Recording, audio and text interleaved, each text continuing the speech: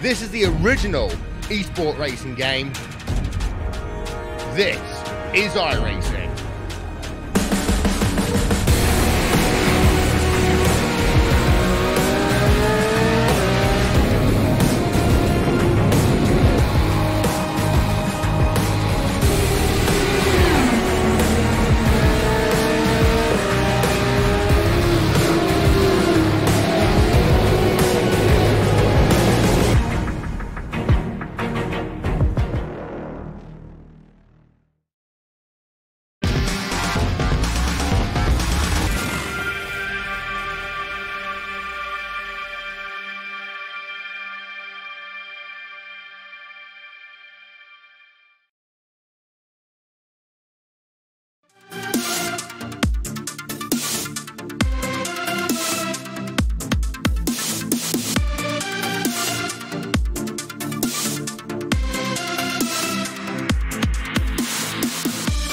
Good morning, good afternoon, and good evening, everyone, from across the iRacing world. Tonight, it's the Turkish National GT Championship for round number 2 from Summit Point, here on iRacing Esports Network and RaceSpot TV. I'm Justin Prince. Alongside me in the booth today is Nolan Rempel. Hugo Wee will be in the director's seat for today's action here at this very tiny road course circuit for the second round of 6 for this very exciting series. We've seen an exciting race at Daytona last week, a completely different track this week. A 1.98 mile road course with 10 turns and lap times just over 1 minute for the top drivers as well as a hot racetrack. As you can see in terms of air temp, 82 to 83 degrees, 109 is the track temp. After the first round, Mauna Kea was on top of the standings with Ashton Motorsport and Mobile Racing Team in the top 3. All of them in the top 3 on the podium, finishing within 14 seconds of one another. Super Gajero Racing had battled for that 4th spot with Smooth Criminal Racing, Road Benders Black Team Alpha, Pure Motorsport, Team Run for Fun, and the Space Racers, rounding out the top 10 in points after the opening round. But for this round, it's a completely different beast. At a track such as Summit Point, of course, a historic track that opened in the 1970s, going to be home to a lot of tight action today. The drivers are already getting all set to go for today's starting grid. Let's take a look at said starting grid today for the 16 drivers set to make the start in round number 2. Bam Bam Bam starts off on the pole today, setting the fastest time of 1:05.0. The second place driver, Team Mauna Kea, with Spark Motorsport and Super Gajero Racing, rounding out the top 4.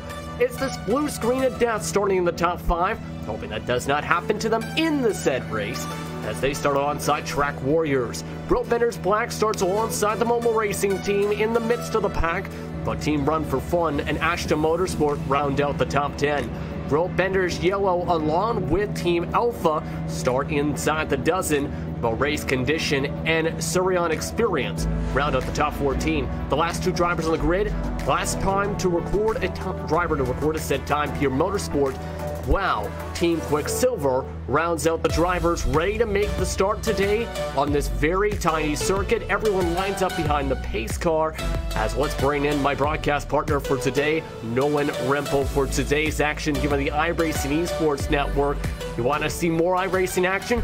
Be sure to subscribe on the link down below. But Nolan, a heck of a race today and a heck of a tight racetrack to try and do said racing on. Oh boy, yes sirree, this is going to be an interesting race to say the least. Summit Point's one of those tracks where you can barely fit 2 cars side by side, let alone try to go for a pass anywhere. I'd say the only really good passing zone you have is down the run into turn number 1, but any other corners to pass on is really just going to be suicide, especially at corners like Wagon Bend and Paddock Bend. That's going to be turn 2 and of course the last turn, so it's going to be a very interesting race to say the least, and I'm actually kind of looking forward to see what kind of action these guys can put out for us today. Absolutely, right now you see them working through turn number 1. That's the loop here on the Summit Point Motorsports Park's main circuit. Of course, a few different configurations, including the Jefferson circuit used for some of the rookie series. But as you said, very tight racetrack, and this is a track where the 25 incident limit may come into play, because a lot of those drivers in turn number 3 in the Wagon Bend were hitting the sand throughout practice today. We did actually see that a lot of drivers were having issues going off into the sand, especially at corners such as the carousel or down to the turn one, even some guys going off coming in through the chute. So if we see drivers going off enough today, and that's of course not counting any spins or crashes with other cars that we might be seeing, we actually could see one or even quite a few drivers being disqualified for reaching that incident limit. Absolutely, and you got to remember too, for those that are new to the Turkish National GT Championship, pit driver swaps are mandatory. Pit window is from the 35th to 55th minute for today's race. Tire changes are allowed, but considered potentially disadvantaged for today's race. The drivers currently working their way through the carousel right now before we start off today's action. Currently about halfway around the track before we start off today's race. Knowing what else should we keep in mind for once this green flag falls here today. Prepare for the carnage that will be going on down there in turns 1 and 2. That's all I can really say for advice coming into this race. It's gonna be I wouldn't be surprised if it was a messy start. I'm just gonna say it outright. I don't care how good of a driver you are. This is definitely a track more meant for club cars. So the fact that we've got these GT3 fire-breathing monsters out here, it's definitely gonna be something new and something very exciting. Agbian Guven leads them off to the green flag. Hussein Dagley leads them on the outside line as we're underway. Bam, bam, bam. Leads them off with a heck of a start. They're already side by side, meanwhile, trying to battle for second as they work their way now into the loop. Dagley on the high side on the first row of cars. Kusi for Spark Motorsport pitched towards the curbing as everyone gets through cleanly inside the top 10. Nearly no as Spark Motorsport hits the grass. They actually got clipped by that Porsche directly behind them from Super Gojira Racing, right behind them, and almost sent them into the grass. Beautiful save from Spark Motorsport as they thunder down through Wagon Bend, down through the chute for the first time. Bam, bam, bam, leads them down into turn number 1, covering that inside line from second place, right behind of Blue Screen of Death Racing, as we got a couple guys jumping up onto the curbing, almost getting into the grass, not quite, more or less a very clean start from everybody on this grid. And one of the drivers that got bumped up, that fell off the racetrack, was Road Bender's Yellow in that first lap, hitting the tire barrier there. Now dead last on the racetrack, 16th, about a quarter of a track behind on the first lap incident. As the drivers now work their way to the end of the first lap, estimated lap distance 83 laps today for this hour-and-a-half race as you're on board with Super Gojira Racing in the 7th spot, trying to work to the inside line. And as you see as well, trying to be defensive to Momo Racing Team just to the left rear. And really working hard to make positions done or to get around other drivers. So we can see a couple lockups going into turn number 1. Not something we see too often with cars such as these. Still going to be looking, he's going to stay in line right now through Wagon Bend as Super Gojira Racing tries to get the jump. Gets into the sand quite a bit. That probably just resulted in a good old off-track 1X for them as they come down through the chute. Once more, that Road Bender's black Ferrari really working on defending hard. It's right behind the Momo Racing Team trying to make something work out. And in the back, Hashtag Motorsport also trying to make something work against Team Run for Fun. You're looking at Ashton Motorsport. They had a strong run at Daytona, having to work from the top 10 right now, and not been able to make a pass yet so far is Khan Kartal, who's trying to work behind that Team Run for Fun machine. And at this point, this is where it could be more of a balance. We talked about this a little bit. The Ferraris were a majority of the drivers up at the front, along with the Ford GTs at Daytona. However, the Porsches in the later portion of the race were stronger once attrition and the long run pace set in. Today, completely different, where you have a Ford up at the front, and you also have some of the Porsches now trying to mix their way into the top 5 today early. Thanks. It is an interesting way to see how the field can really kind of shift up depending on what type of a track it is. And speaking of that Ford, he is absolutely flying. He's already put on nearly a 2-second lead over the rest of the field. So brilliant driving from Bam Bam Racing. The second they had the opportunity, they got on the power at the start. They were just like, nope, I want none of what's going to go on behind me. I'm just going to get the heck out of here. Indeed, right now, but you have to say this has been the highest position so far in the season for Blue Screen of Death. Driving with Ozzy Drac right now in that 3rd spot. Last time by a minute 6 flat. Working right now behind Dagley and with Select trying to chase with Track Warriors behind. But at this point, you can tell everyone's just spread themselves out now in the early going since those first couple laps now. And now this is where the tempo starts to set in to try not make mistakes. If you want to keep track of said time, visit RaceBot.tv/timing to keep up with where your favorite team or driver is across the racetrack today. Blue screen of death racing still looking to make something work. He's going to be looking to close the gap in to Team Monakeko all the way down throughout this race. I can feel we could have ourselves a really serious fight for second place here, which would definitely be something interesting to see as they run a little wide there on the exit that second place Ferrari, but managing to get themselves back under control. That allows Blue screen of death racing to close in a significant bit, currently within, hovering around half a second apart from each other with the gaps. You can see there's the delta. So Blue screen of death racing did lose a little bit of time to them on the last lap, but I do feel that they would have closed in quite a bit in this past lap as well. Yeah, you see they lost time last time. They lose a bit more time on a bad exit.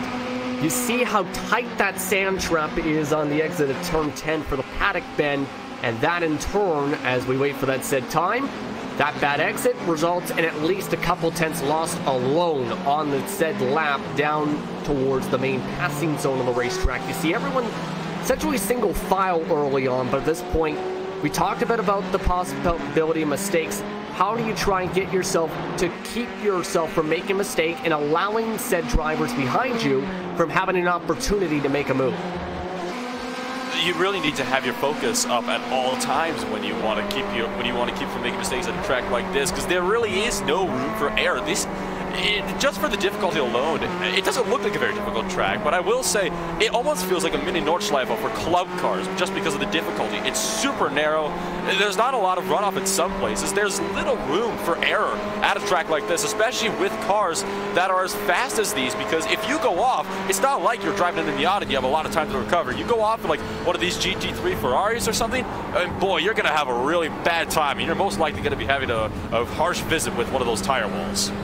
And you're looking at one of the fastest drivers from last week in Kartal right now, working in the 10th spot, working in the first seat for today's race.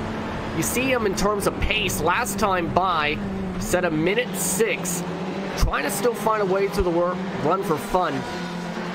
At this point, speaking of said times, one thing you got to think about potentially for a lot of these drivers, right now they're already 9 seconds back. This is a very small racetrack. These drivers could potentially be lapped at the pace they're running within the next 30 minutes. Exactly. That's just going back to the point where the fact that this track is such a big challenge on it, and that'll come up for the leaders if they do start to lap these slower drivers, because not only do they have to worry about defending against the cars behind them, they also have to worry about working through lap traffic, which could play in heavily into their race, and it could actually cause the gap from that Ford running up front to drop back like a rock, and these lap cars could indeed end up backing them up right into the Ferrari, because going back to our passing zone conversation, there really is no safe way to pass here, especially if you're trying to get around lap traffic through turns like the carousel or any of the wagon or paddock bends. Again, turn 1 is really the only place you can make anything done. Right now you're looking above the battle for 6th that's starting to form a little bit with Road Benders Black and Super Gajero Racing. Now once again, that is Ozan Ikoglu right now driving in front of Yujik Tezcan right now in that pink and silver machine. One of the few drivers running the Porsche today, but in the late going, especially after the driver swap, that team started to work their way more and more up the field, and that's how in turn they caught themselves up to a potential podium spot as the near mistake happens for Road Benders Black, locking up the tires, working their way through the entrance of the carousel. And a little bit of a lockup, and going back to, again, a point I made earlier, you really don't want to have to lock up your tires at a track like this, going into corners like the chute, because that allowed Super Gojira Racing to close right in on him, and that will definitely be costly come this front straightaway here when the draft comes a little more into play, allowing that Porsche to close right in on him. Indeed, right now you see that down the straightaway, they're in fact even as they head into turn number 1, but much more later braking from Tezcan to try and gain up some of the time, able to close said time once more as they head towards on the exit of turn 2 rather. But already a dominant pace being set by Bam Bam Bam right now with Gulvin up at the front. So far in this race, if you're just tuning in, up by almost 3 seconds already. And last time by set the fastest time over on the racetrack, a 106.108, just 2/1000ths faster than Team Mauna Kea in second. Oh boy, 2/1000ths faster. That really shows that these guys are really evenly matched here, but that Ford is really doing a fantastic job of holding his own up front. Like you said, he's pulled nearly a 3-second lead over the rest of this field, so I do think that if he can get enough pace up, he's just going to be completely checked out of the race, and he'll have this one all wrapped up for him, like right here early at the start. Yeah, and that team had some bad luck, mind you, bam, bam, bam, at Daytona, and now, at this point, setting the tempo early on. Once again, Team Mauna Kea was second, Blue Screen of Death third, Track Warriors in fourth rather, on the racetrack with Fifth Spark Motorsport. You see everyone lined up single file still and trying to hope to pressurize someone into a mistake. Things are starting to build up, though, in that battle for fifth, if we can head towards that, because that's where Keski is right now starting to fall back to Ikuglu and Tezcan now. They're near bumper to bumper once more into the carousel this time. Nearly running them over is Ikuglu on the back end. Ooh, they're getting really close to each other going through these couple corners here. And of course, Tezcan looking to make something work in the back there. He's probably waiting for these two Ferraris up here to clash together so we can just sweep right on through. Might be a good idea to do that, honestly, as Kuzuke really trying to fight that car, jumping up over to the curb, just barely clipping the grass on the driver's right of the curves. They thundered down the front straightaway once more, already 10 minutes of the way into this race. Ulkigil looking to make something work here to turn number one. He goes for the look, and Kuzuke goes on defense. Not going to make it work, though. Kuzuke was really wide, but it's off and into the grass. And off into the grass he goes, loses 1, 2, 3 spots, potentially 4. Overshoots the corner, trying to run the defensive line. And in turn, he falls all the way back to at least 8th. We'll see what happened here on the race spot replay. And just ran way too deep, tried to be really aggressive on the brakes, and threw himself into the grass. And going back to our issue with the mistakes, that caused him to drop all the way back. We also saw Team Run for Fun make a really daring pass on Kuzuke going into the wagon bend, and that actually did cost him a 1x for going off the circuit, though, into the sand trap. And then Team Run for Fun also ran wide, almost allowing Kuzuke to get back to spot going into the chute. And that put Spark Motorsport, mind you, back to 9th, right in front of Ashton Motorsport. As that went on, Sirlin Experience jumped up to 13th as well on the racetrack.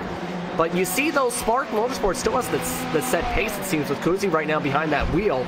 It's just that mistake cost them so much track time that it can be so key in these kind of events, as he backs up the corner more this time after overshooting it last time. One of those cases where you go off the track and you just want to brake so much earlier going into it next time, because you know that it'll just be all the more costly if you make a mistake. Now, I feel he can get back into his rhythm, though, over the next couple of laps, and he'll be able to work on his way back up through the field. He'll be able to pick off Team Run for Fun, and most likely work his way up to Momo Racing Team and Super Gojira Racing. And someone trying to pick up the pace right now is Tarkin with Sirlin Experience. He's side by side for 12th spot, in fact. Trying to go side by side with Team Quicksilver on the exit of the carousel. Couldn't make the pass work on the left-hand side of Team Quicksilver.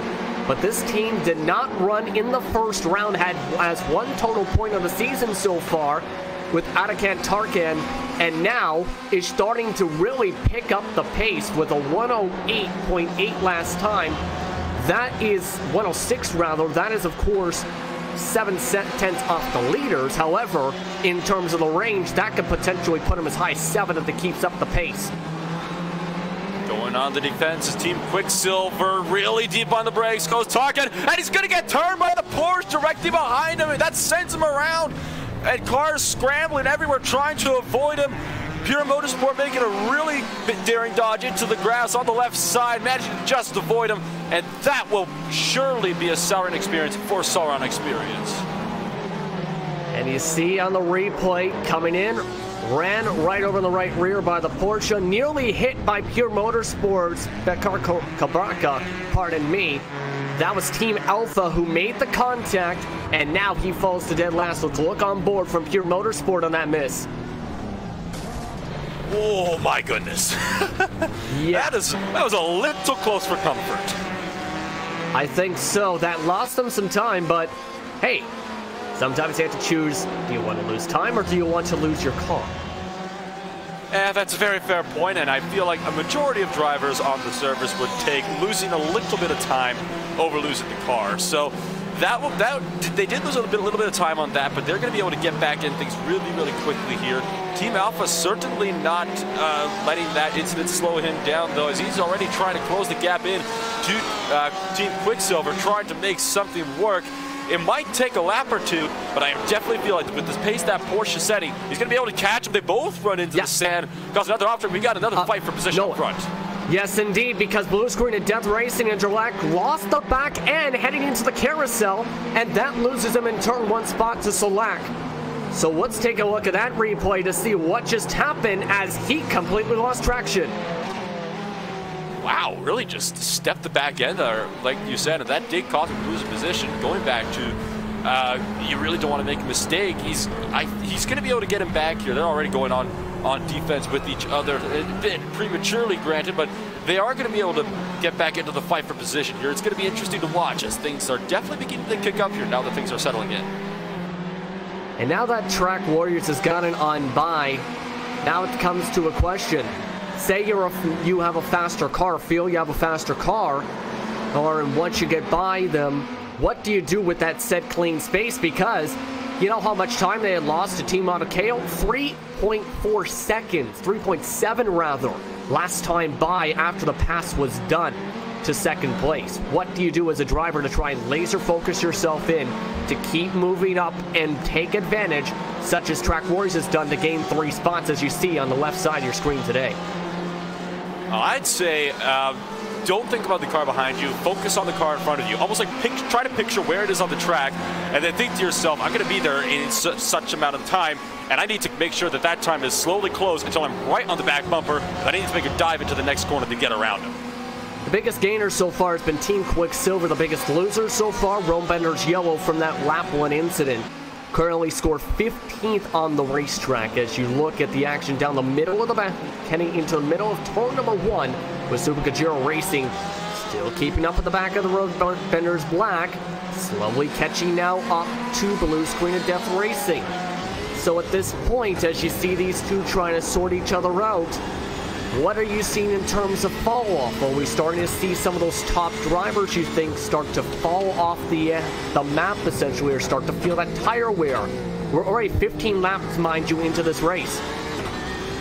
That is true, and tire wear, of course, can play a bit of a factor into the way battles can play out here. Road Bender's black really try to jump over the curves there, gain as much time as they possibly can through the corners. I'd probably say the fall off probably won't happen yet. It probably won't happen for a little while yet. A lot of these drivers are still focused on trying to make up position, and as we've seen, a lot of them are pushing extremely hard to get around these other drivers and make sure their cars can safely get around these turns.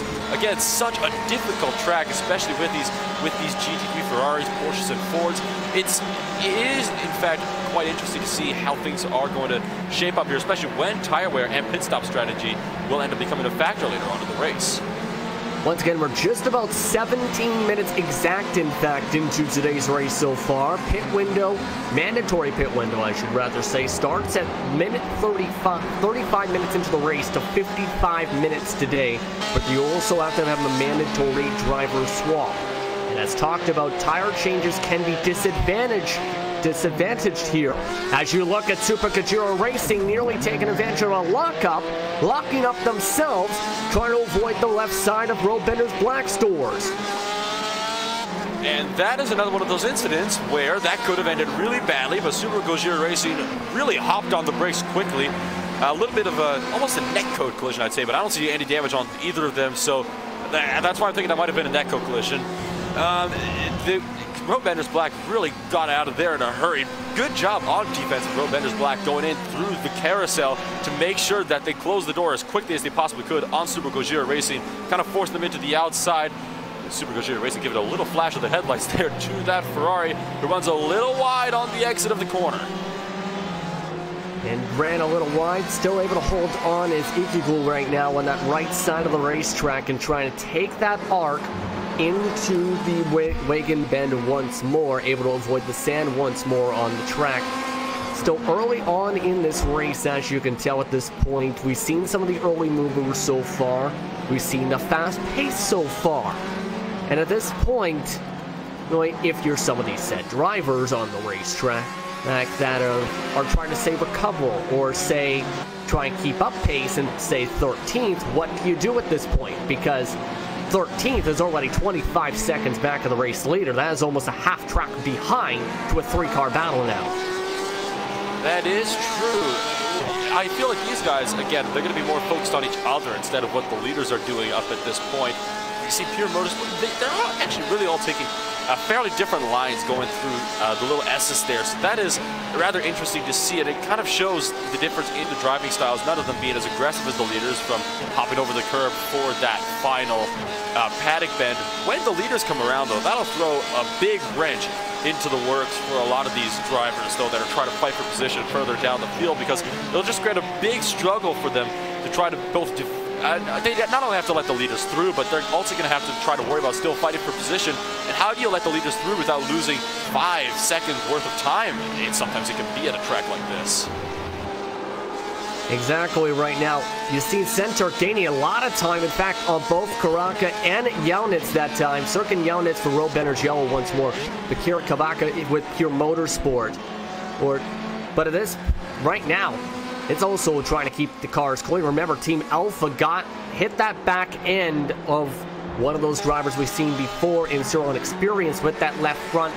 Very minor cosmetic damage. However, you never know from those kind of hits. Do you have potential suspension damage to worry about? Right now, it has not looked to be the case since that said contact that lifted the right rear off the ground for Serial Experience's car. No, definitely not, and he's been working really hard and trying to work his way back up through the field, and that's really a good sign, because that shows that he's definitely not lost any pace, and he's going to be trying to work his way back up to catch up back to this 3-car battle here. And when they start to get side by side fighting for position, that's when we're really going to be seeing how quickly that gap can close in.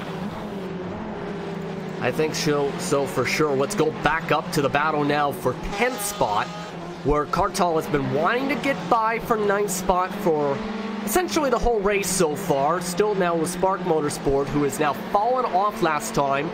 The clouds have started to settle on the racetrack too, and the track temp is now crashing as this battle is going on.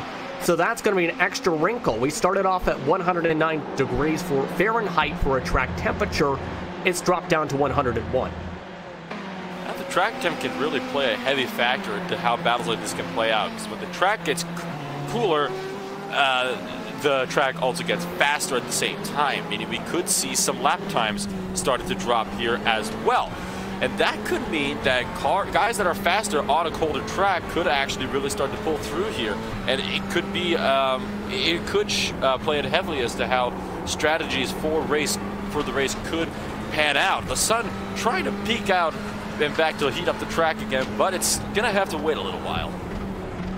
Indeed, it's gonna wait a little while, just like how Kartal's gonna have to wait a little while to try and get the move. For those watching from the various areas that keep up with temperatures via Celsius, that is 42 to 38 degrees centigrade on the track as the sun comes out for the second half. We have trouble, though, in that battle for 13th, because remember, Team Alpha, they just got rear-ended by Pure Motorsport in a 3-car incident.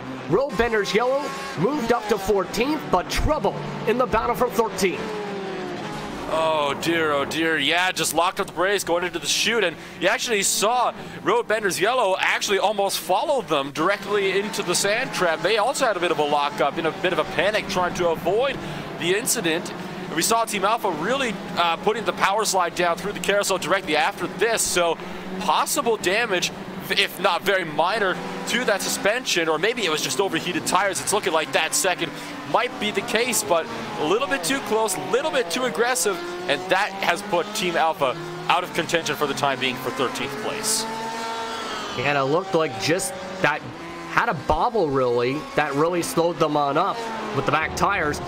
Then, of course, as you've seen, came on down, caused said calamity for Centurk's car. Falls all the way back to where Tarkin is as we shift back up to that battle for the 9th spot. Still with 4 tenths between those two drivers now.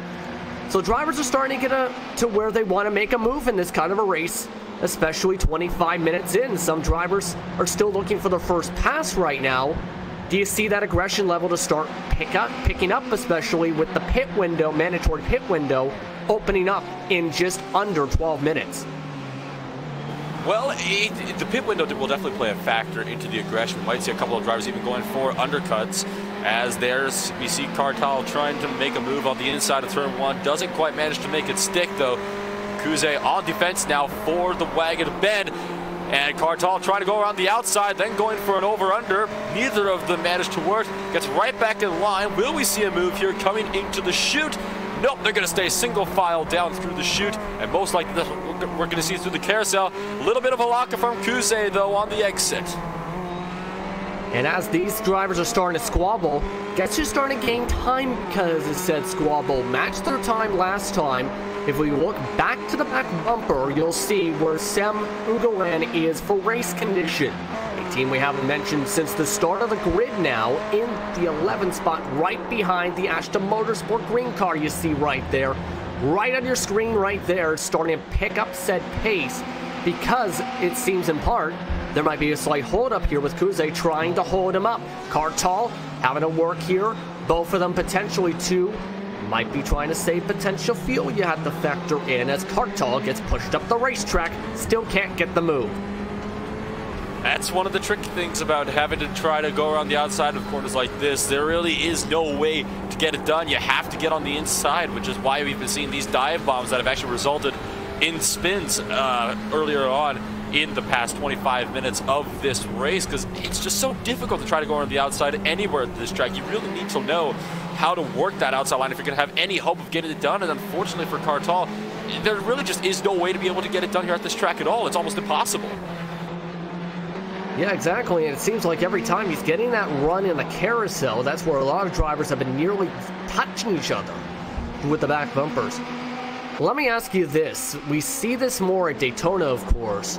I just mentioned it before in terms of potential, say, you're running behind someone at this kind of a racetrack.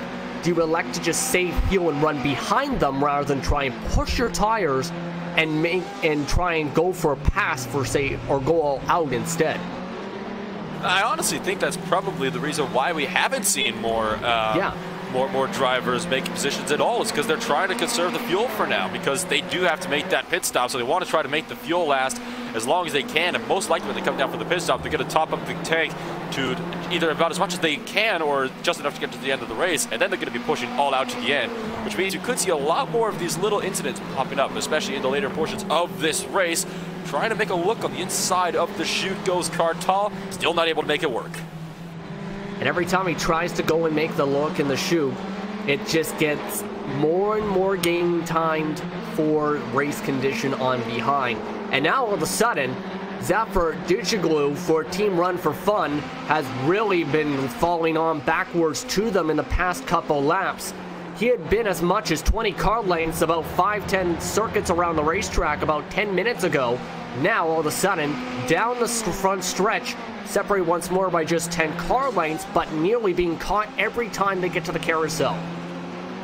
Indeed, it could be a case of that tire life beginning to play into effect now that he pushed really, as we actually see, there goes Kartal on the inside, going for an over-under. That's going to put him on the outside, though, for Wagon Ben.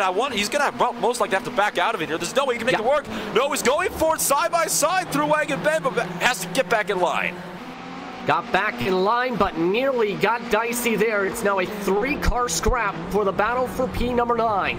Can Kuze try and hold on, runs the defensive line once more, working his way through the Ev Gardner turn and into the carousel, nearly hitting the curbs that time as Kartal.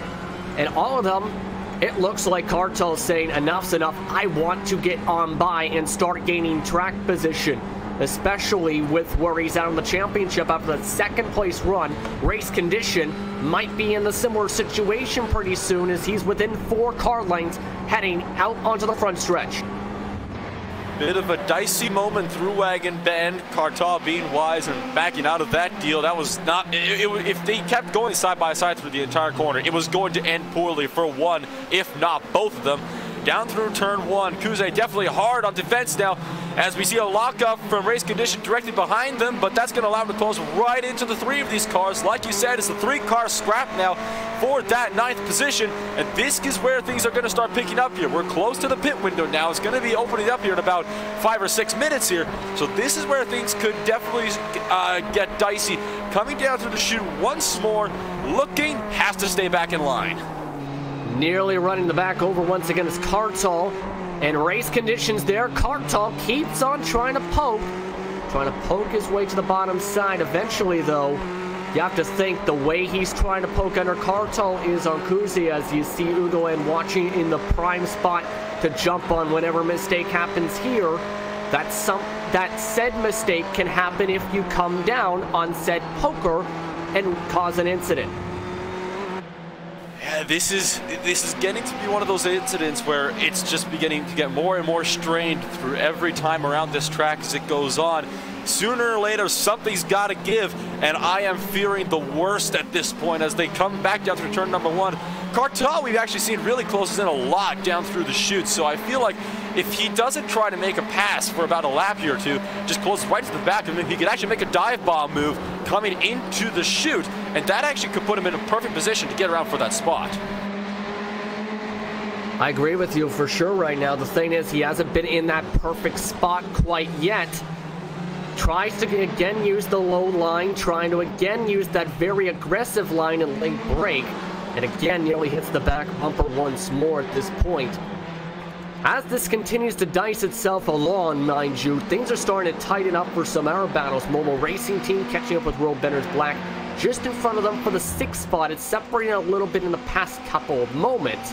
However, Momo Racing Team, the past couple laps, had been starting to close up for that 6th position. All of a sudden, though, they fell off the marker. You see those 3 seconds gained in part from, say mistakes on the racetrack, I believe.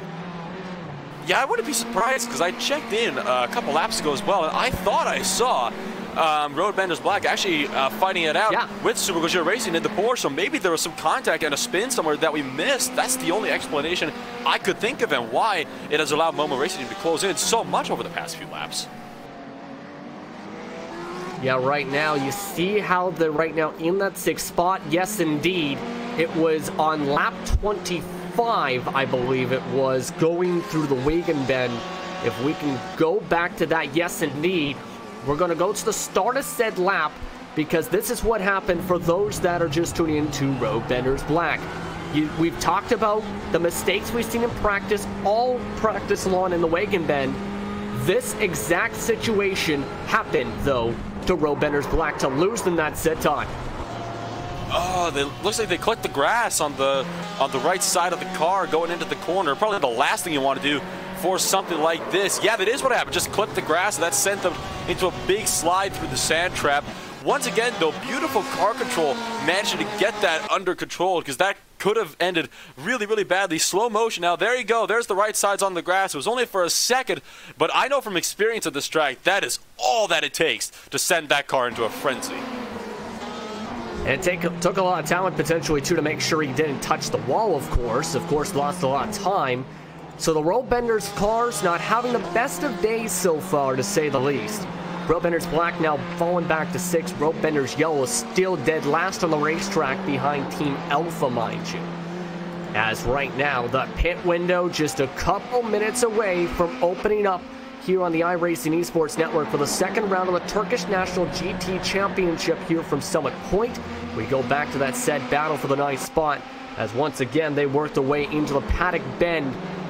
At this point, if you're some of these said drivers, when do you elect to come in, especially if, say, you're in a said battle? Speaking of said battle, mistake from Spark Motorsport. Here comes Kartal on the right side of the racetrack. Can he make it work heading into the turn 1 corner? Yes, he can. Dive bomb and crossover attempt for Spark. Doesn't work for Kuze. So now Kartal up to 9th spot, Kuze to 10th. Ugolan stays in the 11th spot for now. After so much of trying and error, Kartal finally gets it done and manages to get that move done into turn number 1. That mistake from Spark Motorsport just cost them that position. So again, going back to a point that's going to keep coming up throughout this broadcast, you cannot afford to make a mistake at this track, because you could lose out on one or even several places all at once if something goes wrong, and that is exactly what we just saw from Spark Motorsport. And I think that's something that he wanted to do for a while, but now, let's say you're part of this battle, when do you elect to come in? The pit window opens in 90 seconds, so about 2 laps from now, give or take, for these said drivers around the racetrack. Well, if I was the leader of this race, I would probably come in as soon as possible, actually. You know, get it done out of the way, and then you can just go out there and get back at it. Hard on defense, go Spark Motorsport, race condition, trying to push it around the outside, doesn't quite manage to get it done. Going back to your question, though, if you were in a battle, I might even come in a lap earlier than the guy in front of you, just to try to go for an undercut and gain a bit of time on fresh tires while you're waiting for them to come around and make their stop.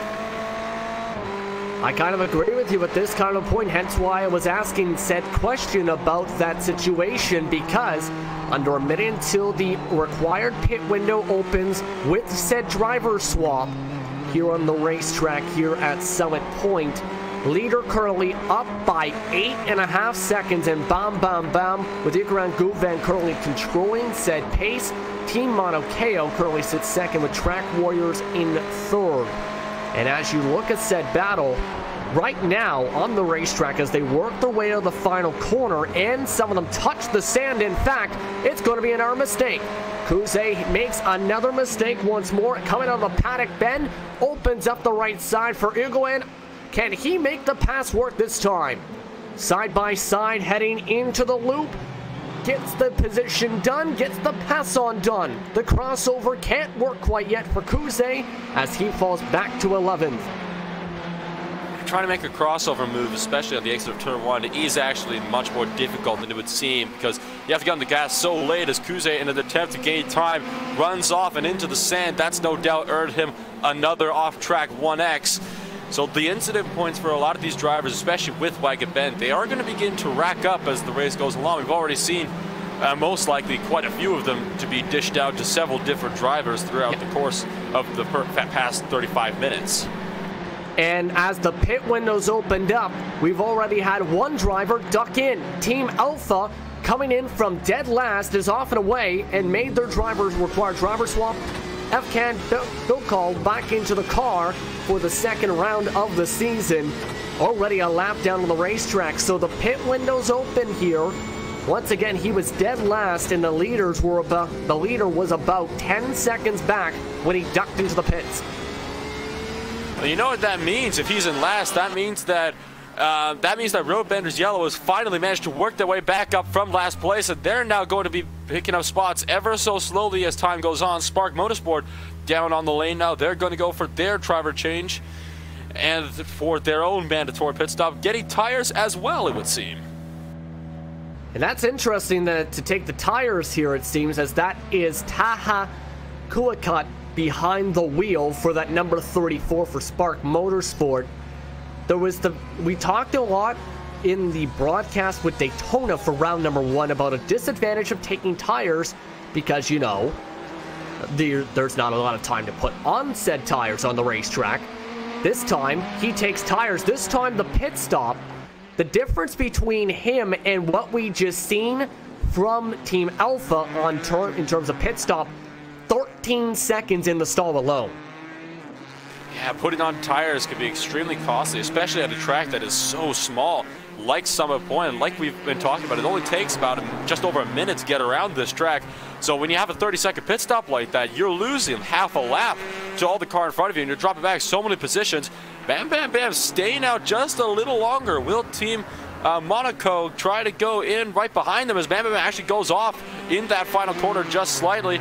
Second place still not going in either. They're going to be keeping themselves out here just a little bit longer, as is third place directly behind them. As is potentially fourth here, as you see Delac coming in, staying out rather. Tezcan currently in fifth. Ugaglu in the sixth spot. Seventh is right now still in Ozenkaya. Momo Racing Team in. As you look at your top 8 right now as they run with the pit window opening up, Bam Bam Bam leads the race by more than 9 seconds as Momo Racing Team goes in for their driver swap. Özkan Kaya started off the race today for their side. For their mandatory swap, they'll go from their bronze driver to their gold driver.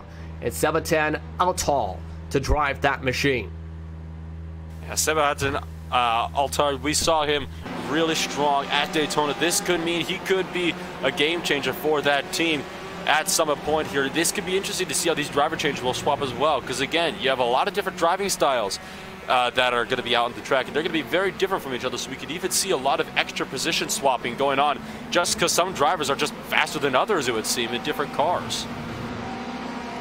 And you look on from above right now as some of the drivers work their way out of the final quarter once more, and lap right now Momo Racing Team. Looks like all the main leaders really are staying out once more and staying out for at least the next little while. And at this point, I don't blame them, honestly.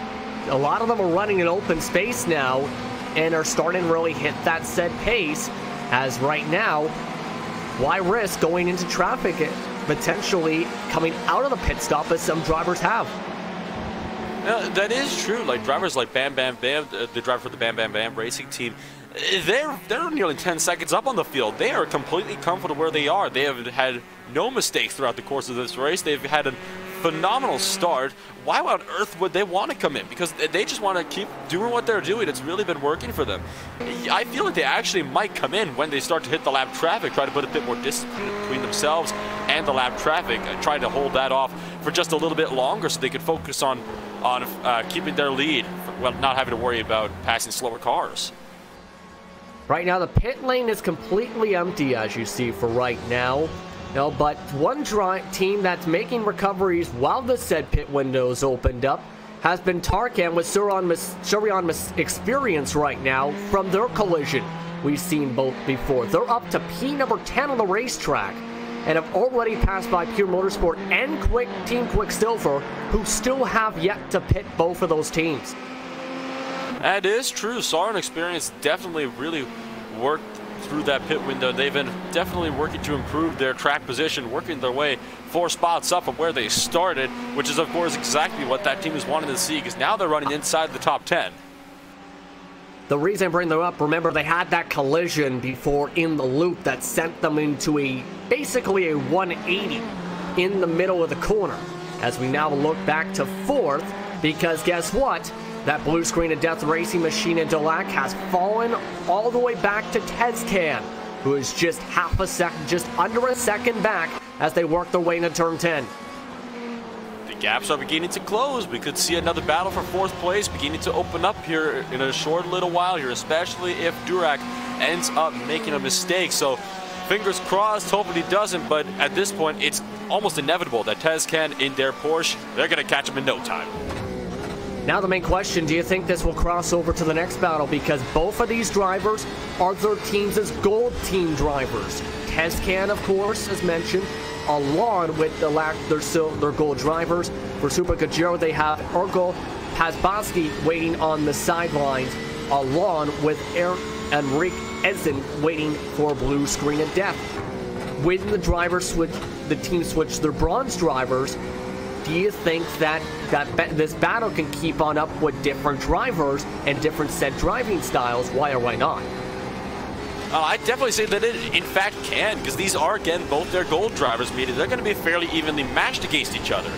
So if they can actually get up there and start to work it out, this could actually be a much more interesting fight than what we've already been seeing. Not to say that the last fight wasn't interesting. That fight was definitely a very interesting thing to watch out for, to say the least, but this could definitely ramp things up a bit, especially in the closing little bit of this race. We are approaching the halfway point of our race, so I feel like that's why we could actually be seeing some more battles beginning to pick up, because a lot of the gold drivers are getting into the cars. A lot of the gold drivers and or some of the bronze drivers too, mind you, since some of the bronze drivers, as mentioned, did start off said race today, as mentioned with the position battle for 4th and 5th. Meanwhile, look up the track still a little bit. At this point, just clean racing essentially is starting to settle in for a calm essentially. Drivers have 12 more minutes before they have to take their mandatory pit stop here. And one thing we didn't talk too much about at Daytona was Having a later pit stop means you have less fuel in the tank, meaning you have faster lap times overall if you can stretch it. That is true. I can't speak for all of the drivers, to say the least, but I would actually like to dump a little bit more fuel than you would need into the car, because that way you don't have to worry about fuel mileage in the later portions of the race. You can just immediately go and just push hard right through till the end. We have an air driver in road benders, yo. We have a driver spinning in the middle of the racetrack in Team Quicksilver, meanwhile. This Team Quicksilver has just wrecked into the Ev Gardner turn, right near coming back on track in front of the leader as he spins himself out. That was unfortunately very much self-inflicted. Again, just barely touched the grass. Didn't even have the full tires on the grass, just had like half the tire on the grass, but that is all it takes. Sent him right around. That is actually one of the fastest corners on the track, so phenomenal job on him for managing to keep it actually even on the track for as long as he did, let alone not hitting the tire walls at all. They're going to go down to pit road to get some tires. That's Usman Setman coming into the pits and having him come right in. The second he came in, had the spin for fresh tires and the driver swap to avoid being a lap down at this point, as that battle starts to stretch back a little bit once more with Delac. This is where that difference may come in with the Porsche and, of course, the Ferrari. The Ferrari having majority of the field's manufacturers in today's race. The Porsche, though, has been looking very sporty. Talk about some of the differences we might see the rest of the way between these two, especially. I'm not a complete expert on the car, so I don't know how much help I'll be for that little subject. But I can definitely tell you that they are very different cars, and they do handle very differently. Though I think it kind of says something that we are seeing a lot more Ferraris out here than we are seeing Porsches. We only actually have two different Porsche cars on the grid. For today, we have a car off in the background, actually right back there with Momo Racing Team in 12th place. Just went off at the chute. Momo Racing Team went off in the chute and was able to keep it without spinning out. Let's take a look at the replay. This is just past the chute, of course, into the Ev Gardner turn, and another driver overcooks the corner. That time you see some small smoke that started to pop up in the entry. Just a little bit, and waiting a little bit too late to go for the braking maneuver, and it's just all that really needs to happen for you to go right off the track. We've seen it a couple times all throughout practice going into turn number one. We've seen it sometimes in the race going into turn number one and throughout the chute. Blue Screen Death Racing still managing to hold their own, though, against Super Gojira Racing. They're definitely not pulling away, to say the least, as Team Run for Fun comes down on the pit lane. 44 minutes to go, just past the halfway mark here for round number 2 of the Turkish National GT Championship here at Summit Point. Team Run for Fun coming in as you see on your screen. 40.5 laps of estimated time to go on the racetrack as Berg Askoy comes into the car for the rest of this race at this point.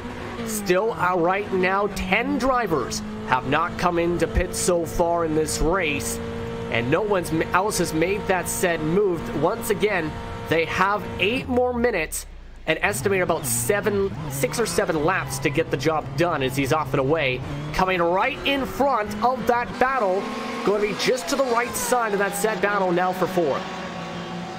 Manages to keep it out of the way, though, making sure he's nice and well down in that right lane, while these two drivers fight it out in the left-hand lane. I mean, beginning to think that drivers like that, of driving that Team Bam Bam Bam car, they're going to be waiting as long as they possibly can, because they don't want to pit. They've got a nice, comfortable lead. Why on earth would they want to sacrifice that at all? Like, it's going back to the case where if you have a lead, you want to stay there. You don't want to risk pitting and then coming out in traffic, like a lot of these drivers have been doing, like we actually just saw with Team Run for Fun.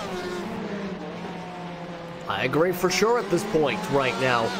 The pit stops have meant all the drivers that have pit are a lap down, as right now they still file on to said line for that 4th place battle right now as they work their way of the carousel.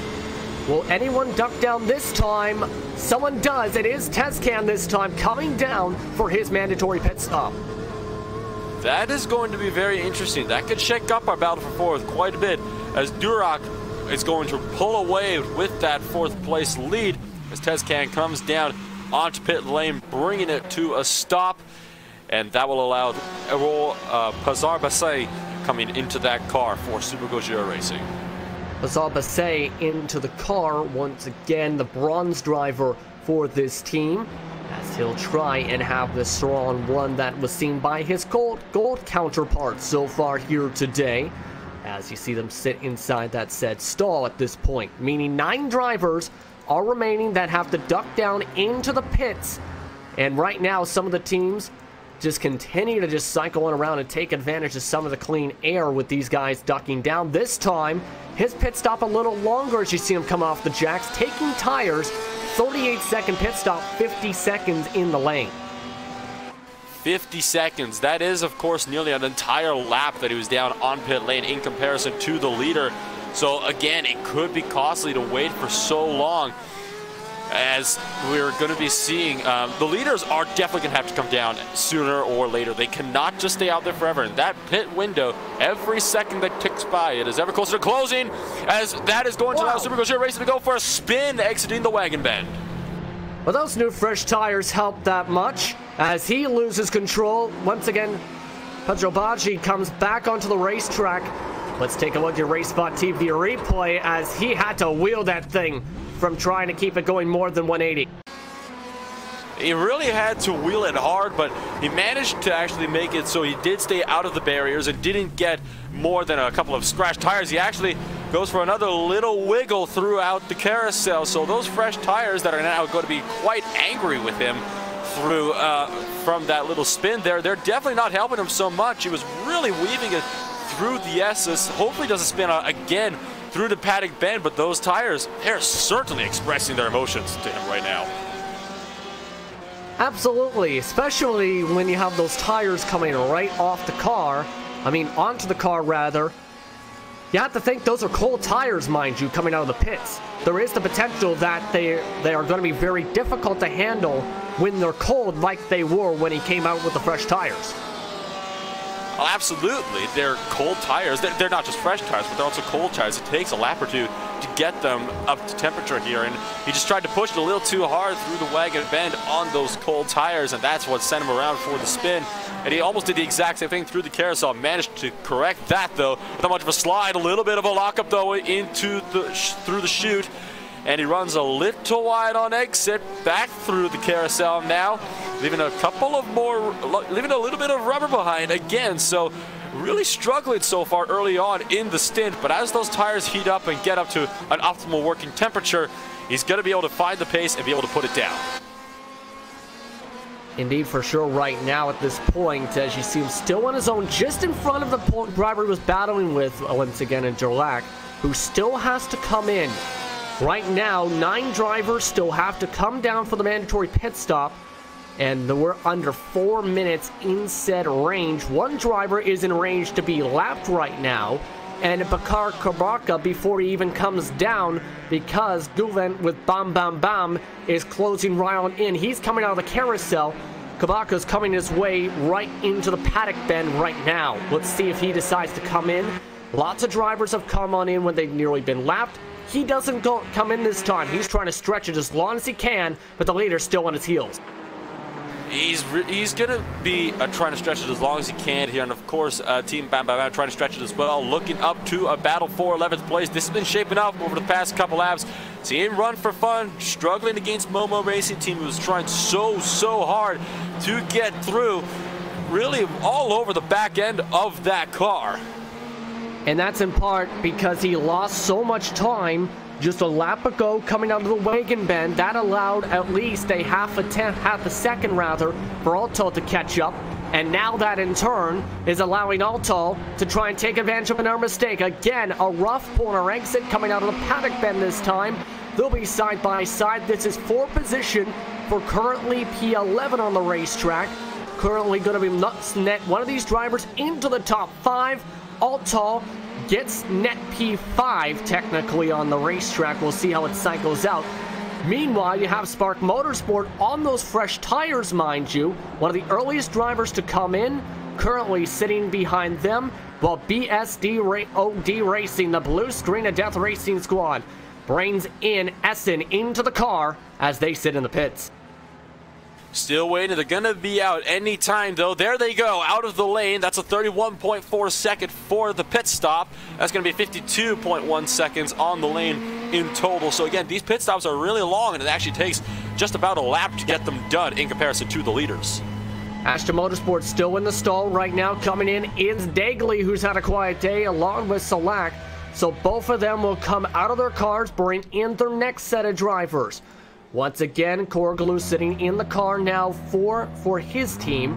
Turgo Korshulu for, Turgo Kashonlu, I should say, for Team Monacao's into the car. Meanwhile, Sedat Urkal's in for Track Warriors. So all three drivers in right at the edge of that window, with the leader still having to come in, as we've had contact on the racetrack. Spark Motorsport tried to get a move down on the inside. Team Run for Fun going to turn number 1. A little bit of door banging going on through turn 1. Nobody spun around, but a very brave maneuver for Spark Motorsport on the inside, and Run for Fun having a bit of a collision with them. Replay up on your screen, side by side into turn number 1. Turns in and just a little bit of contact, ever so slightly, and that will allow Spark Motorsport right through into 12th place on those fresh tires. He's going to be seeking down 10th place for Momo Racing Team. Race leader is in, and bam, bam, bam, as they make their driver swap. We'll see who jumps in said car. For Guven, once again, it's Erda Yala driving that machine. So this is going to be the test. This is going to be the best track position he's had. Remember, they were outside the top 10 a majority of the time at Daytona, as they come in for the mandatory stop. Race condition coming out with them. They will be stuck a lap down. Team Alpha unlaps themselves. Yala comes out onto the racetrack, still in P number 1 on the circuit, in front of right now, for that said spot, I should say, in front of the second place machine right now in Team Monacao. Roadbenders Black also into the pits for their mandatory stop. Also into the stop. Pit stops beginning to come to a close. Arda Yaila is going to have to work his way up to Team Alpha. It's not going to be very long, granted, before they lap that Porsche again, as they were closing that gap before their pit stop as well. We are going to be taking a look at the fight for 14th place now. That is happening right behind your race leader, between race condition and Roadbenders Yellow. Roadbenders Yellow, of course, having that incident early on. They're really working their way, trying to struggle their way up through the field, clawing back whatever positions they can get. Whatever positions they can get is going to help them for sure at this point. As right now you see that battle in for 14th. Meanwhile, Roadbenders Black came right out to a position battle. You may be wondering, how did Essing fall all the way back to 5th now on the racetrack? Right after he came out of the pits, he had overcooked the corner into the F. Gardner turn and went off into the grass because his brakes failed. So drivers are starting to have brake failures across the circuit. That in turn means Essing has to deal with the cars fresh out of the pits and is falling back to him now in Aiden. Oh dear, that's the one that you never want to hear, is that drivers are beginning to have brake troubles, especially at a track where you have to do so much braking, such as Summit Point, especially with... Hold on, we got an error car in, pardon me, we got an error car in the grass. Team Monacao this time, in the loop on the road, overcooked the corner. So another driver with a mistake. Kershinshalu goes off the racetrack after wheel hopping, it appears. So he has now lost some time. Oh my goodness, everybody's beginning to struggle with different issues here now. Right off into turn number 1, gets it back on track nice and clean. Takes a bit of a break, early braking into the chute. Looking back now to your battle for 4th place. Essing's going to be really trying to work his way up to get around Haroon Aiden in Roadbenders Black. This is going to be a fight that's going to be a factor here for a couple of laps, it would definitely seem. Blue Screen of Death Racing really looking to get that position back. And they're going to punt him. And that is going to be, I think that was a disqualification for incidents. So Roadbenders Black's race is done due to a punt from the back that puts them across that 25 incident cap. Oh my goodness, that's not what I was expected to see at all. I have no words for that. The punt, it's not so much the punt, it's the fact that that actually disqualified one of the other drivers. Do you think there could possibly be penalties implied for that? That's going to be something we're going to have to definitely see. Once again, at the end of the race, we'll show unofficial results. We will let you know in the next broadcast if that indeed is the case, because that is a first, I think, we have seen throughout this series so far for round number 2. That currently puts them into 4th spot, tentatively. 6th spot is Momo Racing Team with Spark Motorsport now making the charge, trying to take advantage of those fresh tires for their side now. Really trying to make it work, and that gap, again, it can close in quite rapidly over the next few laps. Spark Motorsport gonna looking for a late braking area down there in through the chute. Momo Racing Team raced a tad earlier than them, so that'll allow them to close in quite a bit now through the carousel and flicking it through the S's, right, left, and right again before they run up back to the paddock bend. We have another fight going on in the back for 11th place, it would seem, as Ashade Motorsport has really closed in to Pure Motorsport as well. This is going to be a fight that's going to be picking up over the next lap as well. Ashade Motorsport has just struggled in terms of pace today and trying to get passes together. This is Pure Motorsport really struggling out of turn 9, and we're going to see a daring pass into the paddock bend for the first time today. Can Koroglu make it work on the right side? They work through a bunch of sand, and yes, they do. They make the pass work. Leader right on behind this said battle as he takes the defensive line and secures himself for now P11. We'll see though if he overcooks the corner. They're catching up to Team Alpha. Koroglu tries to launch off, does launch off as he secures P11. That was a very brave move going into the paddock bend, to say the least, and he actually forced Pure Motorsport to back out of that defensive position going into the corner. I don't even think Pure Motorsport expected for them to try to make the pass, which is almost looked like they let them in, and it was all enough that Koroglu needed to get through to the end. Meanwhile, one of the teams that has been moving up since the start of the race from 14th to 9th, coming back from an incident, mind you, was up to as high as 8th before they pit, is up to 9th spot. With Dennis behind the wheel, it is Suron Experience. Currently up in the 9th spot. They're currently on their own, 4/10 seconds back of Team Run for Fun. They've been gaining time. Meanwhile, Super Kajiro Racing, who has been bleeding said time, at times so far, they're now into the battle once more for 4th spot. And they somehow managed to make a defense. They actually managed to make a pass on the outside of turn number 1. So fantastic racing from Pazar Basai through turn number 1, down through the chute now. Can Essen get that spot back for Blue Screen of Death Racing? Runs wide on the exit of the chute, down through the carousel, and Super Gojira Racing is just looking to run away with that position. And right now, this is all becoming a 4-car battle. Look who's coming back. It's Altal and Kirkut both coming up towards their back bumpers right now in 6th and 7th. So this is going to be an interesting scrap to see who gets up into the top 5. Super Kajiro Racing, they're taking off. Blue Screen and Death Racing, they're falling backwards as they take the defensive line to Altal. With 28 minutes and 42 seconds to work with, they're going to have to deal with the pass on the left side. Altal works his way onto the left side of the racetrack. Can he make the squeeze on Essen? They're going to be now side by side. They both avoid the grass. Altal on the preferred line as they head into turn 3. And the one good thing about having to make a pass on the outside of turn 1, it puts you in the perfect overtaking position for that wagon bend, because there's no way to properly be able to defend on the inside for wagon bend just because you lose so much time in doing so. Essen's going to try to get him back going through the chute. Doesn't manage to make it work, though. We're really going to be seeing the difference in the drivers' driving styles being shown through here as Essen is beginning to drop back. He's already lost out on 4th place. He's just lost out on 5th place as well, putting them outside of the top 5. An error mistake for Blue Screen at Death Racing as Essen has to defend on the left side of the racetrack. Kukut just speeds on by, heading out of the paddock bend, and now another position lost. All of a sudden, Blue Screen and Death Racing, they've been falling back. They do have some minor right side damage. However, they've just been falling back for essentially the past 20-30 minutes, it seems, in terms of their pace. I don't think the damage on the right side really has anything to do with it at this point. It's all in how different the driving styles are between the two drivers that have driven in that car, and it's really beginning to show here as to who's kind of better at keeping the position. And unfortunately, Essen's just dropped back 3 positions in 2 laps, so That's probably the last thing that team wanted to see at this point in time. And something's going on with Dennis now with Zero Experience, because all of a sudden they went from being up into 9th to falling all the way back to Team Alpha to now being swamped from behind from Core Glue. Once again for the edge of the top 10 right now, as you see that blue screen of Death Racing machine still driving on its own and falling on backwards at this said point.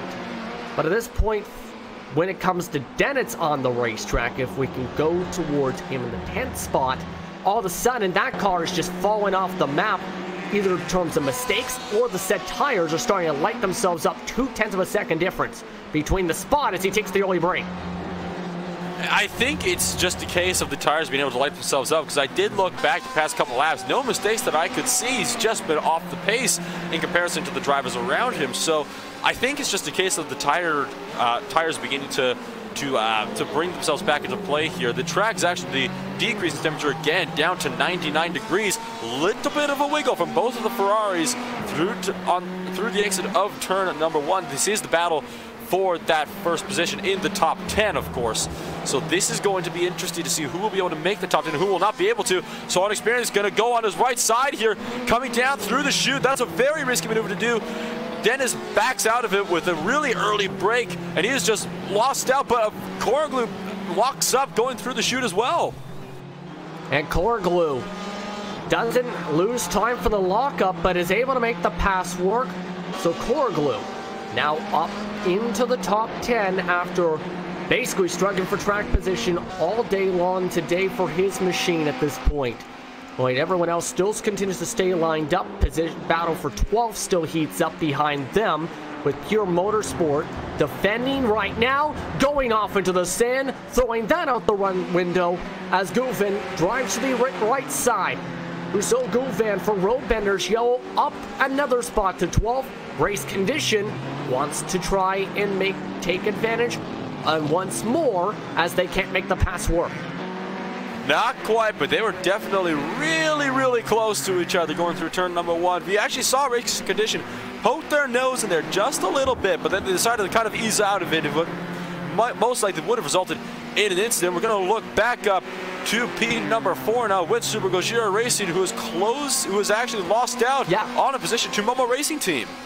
They've fallen off the map themselves now all of a sudden in the past lap and a half. They went from being 10 car lengths ahead to losing every spot they gained in the past few laps. To the right side, here comes the Spark Motorsport team once more.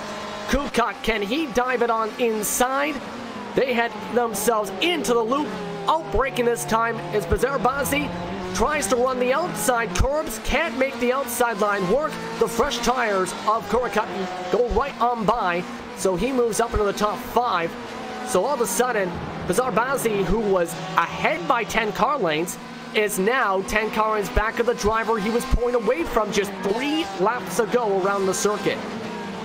We saw him try to make an effort to defend around the outside of turn number 1, and I feel like if he had kept it in just a little bit tighter, he actually would have been able to make that work, but unfortunately, he ran a little wide and actually almost got into the grass as well, and that's what caused him to lose on the position.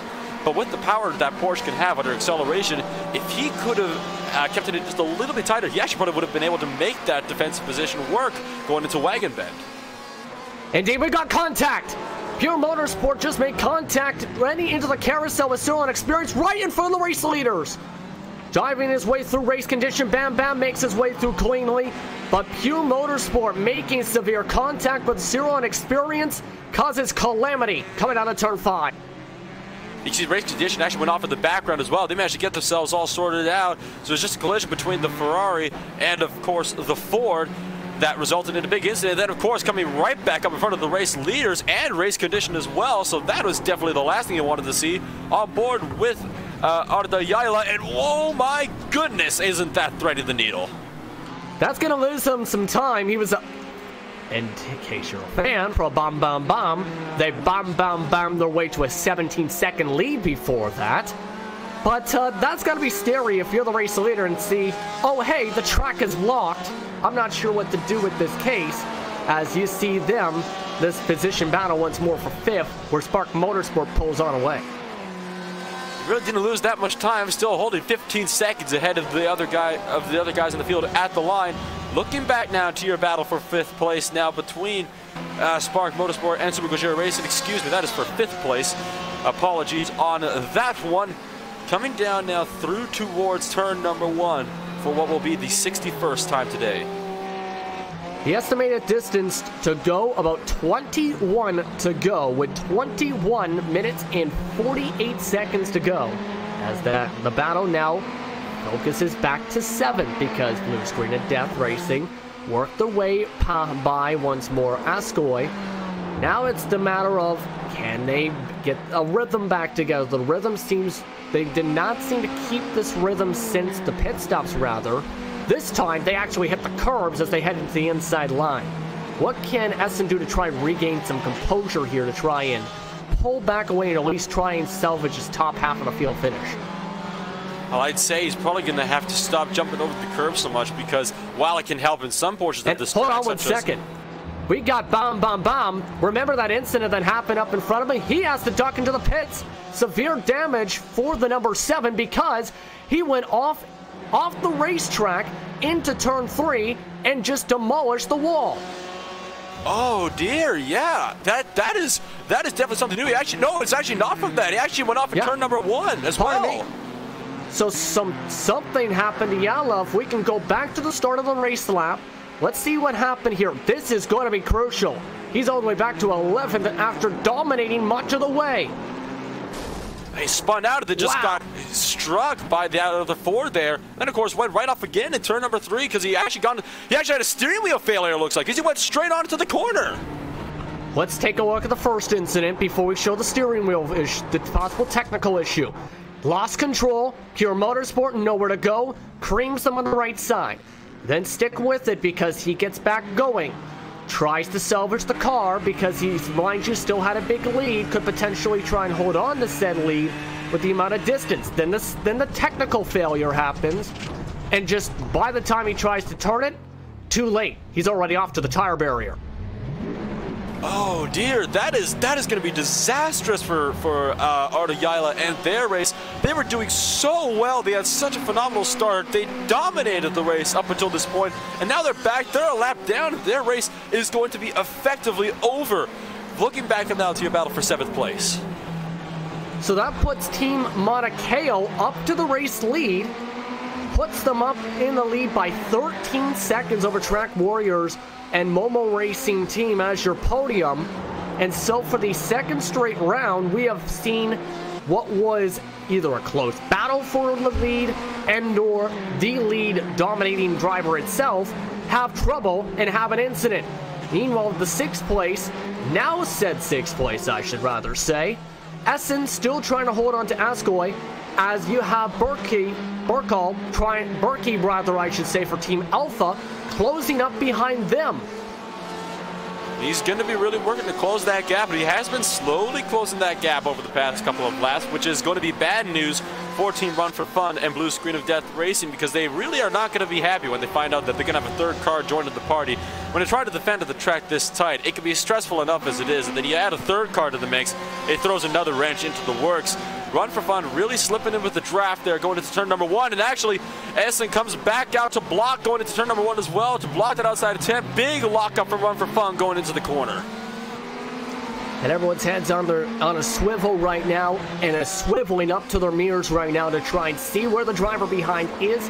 With 18 minutes to go, these drivers have about 17.5 times around the circuit to go on this mile, just under 2-mile road course. Essen much more faster this time, heading to the F. Gardner turn. This time, able to gain a bit more distance heading into the carousel in Ascoy and Berkey. Plus you have Porglue now closing up, so drivers are starting to hit the perfect rhythm now, especially with some of the attrition starting to really pile on up in these final few minutes after seeing not much passing for the first half of the race we've seen for parts of first half, I should rather say.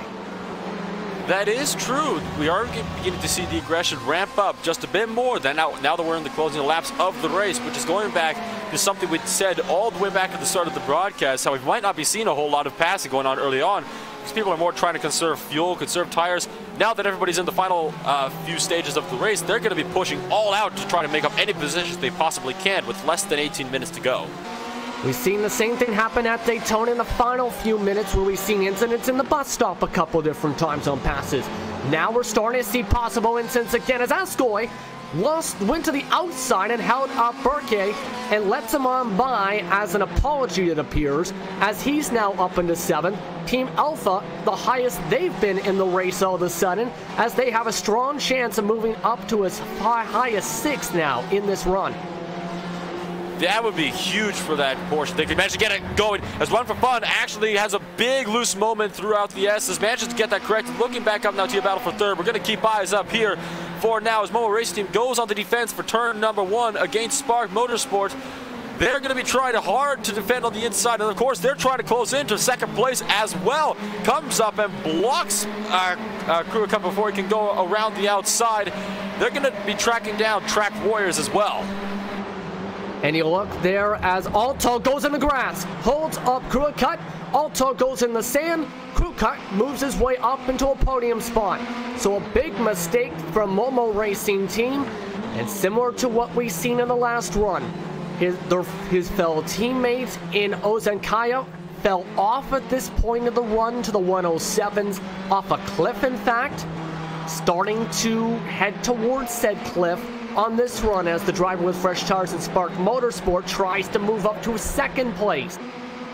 Now the question is, can he work his way up there? More importantly, can he get it done? That would, of course, be huge in points for Spark Motorsport if they could work their way up and overtake 2nd place. 1st place of course, Team Monaco. They have absolutely checked out. They're holding the 15-second lead now. Blue Screen of Death Racing overran the corner for their spot for the battle for 5th. Team Alpha's up to said spot. Let's go back there as they have a bit of a moment through the sand. Ascoy gets the better exit this time. Defensive line onto the inside. Bigger draft though from Ascoy on the left side. As they dive their way back into the loop with 15 minutes to go, Ascoy sees his chance to move up to 7th and takes it. Able to make the pass right on back for position. As now Koroglu now has a chance to move up to 7th as he's now catching up to these drivers shuffling around. I honestly didn't think Koroglu would be able to make his way up to the drivers. I didn't think there was enough time, but clearly he's proving me wrong. He's really put on the pace in the past couple of laps to try to get it done and work his way up to these drivers. Contact up front, and that's going to put Ashanti Racing out of the race effectively. It looks like another disqualification, and Ashanti Motorsport through the grass. Excuse me, there's another Momo Racing Team, I believe it was, in that red Ferrari. Yes, it was. Let's look at Momo Racing Team first off center screen. As we've seen this before in turn 5, hit from the back, spins you around, driver that gets spun around, hits the incident limit. 2nd time we've seen that today. We've seen that with Road Benders Black, and now we see that this time with the machine you're just seeing get spun around like a bottle top. The battle for 2nd though is heated back on up because at that same time, Momo Racing Team still on the racetrack. One of the other drivers, I should rather say, went offset racetrack, I should rather say. That was Track Warriors that lost a lot of time as this was going on, ended up falling back to the 4th spot as that incident happened, I should rather say. Well, he actually went off at the end of the S right before the paddock bend. I just looked back and saw. That's exactly what I was trying to say. Like a bum, like walking off the walls. Team Run for Fun was the driver that just got the disqualification for incidents.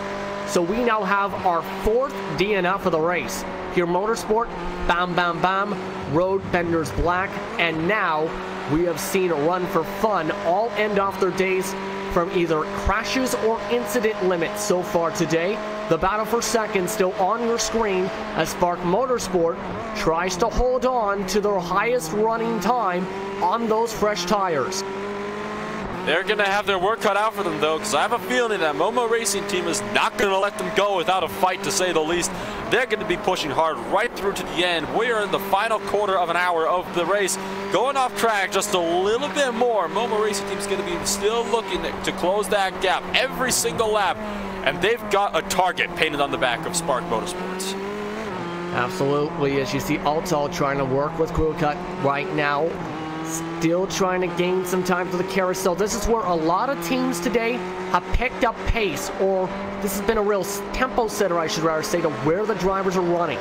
And right now, remember, Spark took fresh tires on the pit stop, So did Momo. They took the time to get the tires to try and go for the offset. The battle for 7th goes side by side meanwhile. Up the track that time goes Blue Screen of Death Racing. They lose 2 spots, in fact, to Road Bender's Yellow. Where did Guvan come from in that yellow machine? As we look at your report. That is a case of there just not being enough room on the track, because through the S's there really is only one line. There's almost no point trying to defend or go for position. Road Bender's Yellow really thought, you know what, I want to get in here, let me in. So he forced his way through, really muscled his way through in that Ford to put Blue Screen of Death Racing down to 9th. As of course Road Bender's Yellow going to be looking to catch up to Koroglu now and go for 7th spot. So Govan now trying to gain up on the back of Koroglu. Remember, Koroglu went off in that grass, kept the car undamaged. And now this is where, if you're some of these drivers, do you have to worry if you're in these said battles to try and make sure you keep it on the track without making contact so you don't have an error disqualification like we've seen a couple of times throughout today? Well, I'd say it depends on how many times we've gone off track, but considering the amount of times we've seen people in the sand at the exit of Paddock Bend or Wagon Bend, I would say yes, absolutely. You need to make sure with these battles that you remain as far out of the way, each other's way as possible. And I think that's why SN pretty much let them through almost out of the fight, as he actually almost runs off the track as well at the exit of the SS. Looking back up now to your battle for 2nd place, which has actually increased a little bit over the past couple laps, but it is beginning to close right back in. They're within a second of each other now. About a 10th or 2 each of the past 3 laps this last few times by. Crew Cut, as you see him taking a bit more of a more comfortable line. It looks like, based on what we've been seeing, especially in the carousel, what the lines have been doing and how much speed he's carrying off the carousel exit into the S's, just seems much more comfortable compared to where Olatal is, where he isn't carrying as much pace, and that's where he's losing a lot of time on the exit. He is really struggling on the exit of these corners, gets into the grass just a little bit, not enough to send that car around. But I actually had a bit of a heart stopper for a second there, because when I saw that that cloud of dust go up just a little bit, I thought he was going to lose it, because that's something we've seen, of course, a lot of times going into the Wagon Bend and other corners similar. So it is one of those instances where you really have to be careful where you put your tires, especially now that the tire life is again beginning to wear down. So the tires just aren't as good anymore as they were when they were fresh. Yes, for some of these teams, mind you, these teams have had fresh tires. Teams such as Track Warriors that fell off the back of this battle, mind you, all the way back nearly to where Super Kajura Racing is, they did not take tires. Neither did Team Mauna Kea. The lead is actually down to 9.7 seconds after being as much as about 14 seconds after the incident to Bam Bam Bam. So the drivers with fresh tires are really starting to burn up the time on the racetrack. They really are. You can actually see Spark Motorsport has actually put on a good, decent bit of time over the past couple of laps. I actually wonder, we got just under 9 minutes to go. Is it possible, do you think, for Spark Motorsport to manage to work their way up and even have a fight for the lead? Last time by, 1:06.3 for Spark Motorsport, just 8 tenths faster than what we've seen from Team Mauna Kea. The previous times were in the 1:05s. So now it looks like Kurokat, who took a bit of a different strategy this team for Spark Motorsport to try and gain up time, they were near the back of the field when they decided to take fresh tires, were the first drivers to come in and pit just about on the racetrack. It's paid dividends for them to where they're the highest pace they've ran today and the highest position to where they can have a chance because of mistakes to try and potentially battle with Team Mauna Kea to keep up the pace with 8 minutes to go. They really are, and with these lap times being just under or just over a minute each, I predict they probably have to put on about 1.2 or 1.3 seconds a lap on Team Mauna Kea in order to be able to actually threaten them for the lead. But at the pace they're putting on, I definitely don't think it's out of the question. Let's see if they set that set pace this time. 1:07.2 for Mauna Kea. You follow them as they head out of the loop. Crossing the line this time, just a 1:06.7. So the pace is starting to fall off all of a sudden for Kulikat. Last time by in the second spot, he had lost a bit of traction out of turn 5 that lost him a couple tenths. So at this point, with Momo Racing Team gaining up last time, do you think if you're a Crew Cut who's been pushing all out, mind you, I believe, since coming out of the pits, do you think he might have overcooked the tires potentially now? Now, I know this is early to say, is that a possibility? With them all of a sudden falling from 1.7 advantages to just half a second. It's definitely possible, and you are correct. We've definitely been seeing him pushing really, really hard ever since that pit stop. So I think it's possible that he burned the tires up a little earlier than he'd like. I think he's kind of easing off a little bit more because I don't think he's chasing down first place anymore. He's just trying to make sure that he keeps the car on the track and that he stays ahead of Altar with it for Momo Racing Team. So he's going to have a bit of a decision to make here. Does he want to try to put the pace on and risk hurting the car more to try to catch up to the leaders, or is he going to wait and just try to defend for second? Let's go back to Sedat Erkal, where drivers and fans are wanting to see what's going on with him, because all of a sudden he's been passed like a rolling stone, like he was standing so still, I should rather say, by Pazo Balzi. And now Berkey, I should say, is now about to try and do the same thing. So Track Warriors with those old tires really falling off has really cooked them. You see the difference in time just compared to Race Warriors alone. 1.4 seconds each time by as Erkal's fallen off the map. He really has, and there's Team Alpha behind there. One of our big moves for the race, worked his way out from 12th place near the bottom of the grid today, and he's now beginning to threaten Track Warriors for the top 5. He's definitely going to be able to get something done here if he can keep that car going straight. A little bit of smoke coming in through the carousel there, probably from a little bit of a lockup on the entry. And of course, Track Warriors clipping the grass ever so slightly in that left-hander within the S's. Will Team Alpha be able to make for a move here going into the paddy bend? No, he's gonna get in line here, and he's gonna try to make something work going into turn number 1. Oh, and he's off! And he's off as Berkey drives to the right side, passes right by him before they even reach the loop. Can Erkal try and send it in aggressively as a response? We'll have to see. No, he backs up the corner. It looks like Erkal's now in just trying to get to the finish mode with the way he's running with under 5 minutes to go and 4.7 estimated laps around the circuit. And of course, Team Alpha might actually look to try to see if they could at all catch up to Pazabasai with Super Gojira Racing. Do you think it's possible that we could actually see another fight for 4th place opening up?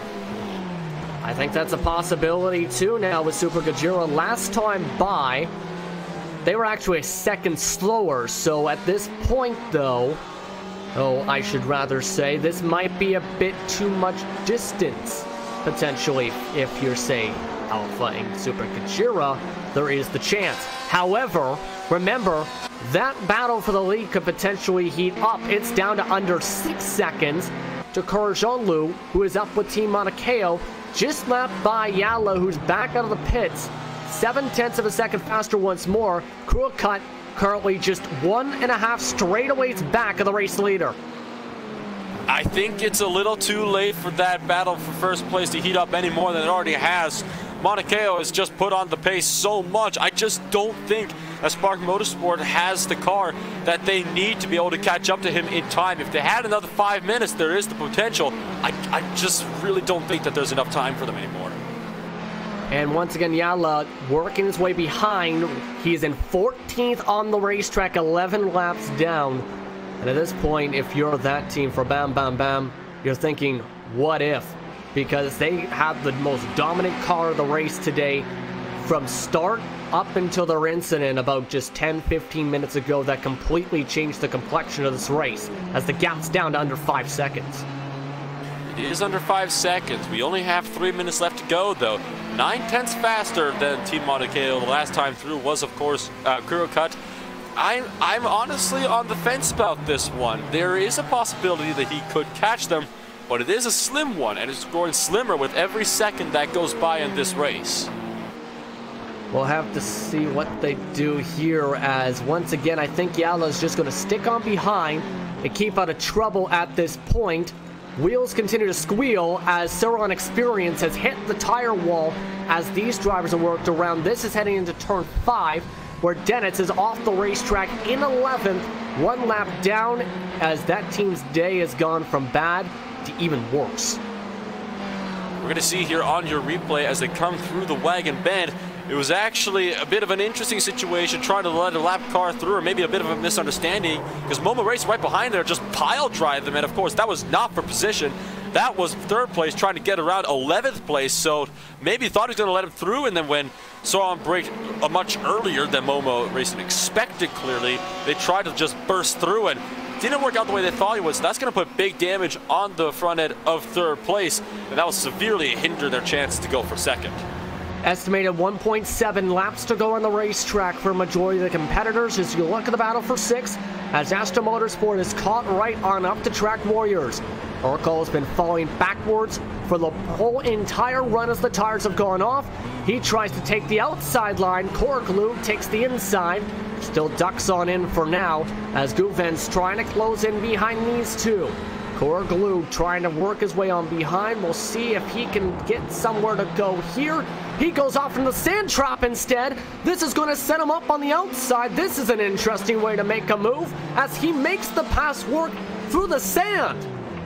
Well, that is definitely a very unconventional way to make a pass, to say the least, but you know what? It worked out perfectly for Koroglu. Without, man, he didn't even get a cut track penalty, which I'm going to be frank, almost surprises me, but it really is, you really don't gain that much on running through the grass, but that set him up in the perfect position to go for that maneuver. As we're going to take a look on board in a replay of that pass as Track Warriors goes off a little bit, and that's going to make him lose out to 8th place with Road Benders yellow. You look at the replay with the move, with that set up Koroglu, and you seen he overran the corner. That was the only open space, mind you, on the right side of the racetrack. He said, you know what, I'm going to do it, and made it work. Koroglu did something I don't think we've ever seen. Make a pass in the sand work on the road course side of racing with under 30 seconds on the clock. That gives the pass in the grass a whole nother meaning now, doesn't it? Yeah, we've seen pass in the grass from stock cars. Now we see in a road course. Meanwhile, the gap is down to under 3 seconds as Kursinsklu comes around to the front stretch for Team Mauna Kea. He'll take the white flag this time by 1 second on the clock. Final lap pops up right as he hits the flag stand. The gap is down to 1.2 seconds. Look at Krulkat. He's late braking to heck right now, gaining up as much time. Last time by, gained a ton of time, 1.6. Really go ahead. He's really gonna have to struggle to work his way up. He's only got a couple more shots to make this work. If he can get a good jump on him in the chute and the carousel, he'll be able to probably make a move here coming out of the front straightaway. This could be an interesting finish. And a huge late break from Krulkat. It's down to 1 car length. Kursinsklu holds on to the inside line to the carousel. Have to work their way to the S's, and one more opportunity left to the paddock bend. Can Kursinsklu hold on to the front? Krulkat gets the stronger run out of turn 9. They try and work their way into turn 10. Krulkat works to the outside line. They come their way through turn number 10. Krulkat with the preferred line. He makes contact. Oh, no! Team Mauna Kea and Spark Motorsport headed to the grass. Spark Motorsport's done. Team Mauna Kea worked their way through the grass. Here comes Momo Racing Team to the stripe. And it's going to be Team Mauna Kea winning the race by just under 5/100ths of a second. Are you kidding me? What on earth just happened there? The 2 leaders just crashed, and Mauna Kea just barely wins out by a bumper. What on earth was that? Super Kajura Racing 3rd, Team Alpha 4th, Ashton Motorsport 5th with Road Benders Yellow coming away in the 6th spot. Track Warriors falls all the way up to 7th. If you can do that because of Spark Motorsport's incident limit. Race condition up to 8th. Blue Screen of Death Racing 9th. The rest of the field either a lap down or multiple laps down or done. But my oh my, what a finish to this race. Team Mauna Kea wins the race via luck after one of the craziest finishes I think we've ever seen on the iRacing Esports Network today.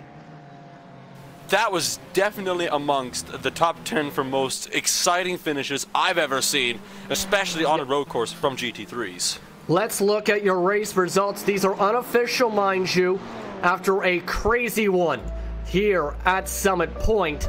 A crazy finish results in a win by just under 5/100ths of a second for Team Mauna Kea to come up on top over what is scored as the Momo Racing team after the disqualification to Spark, who finishes off 10th.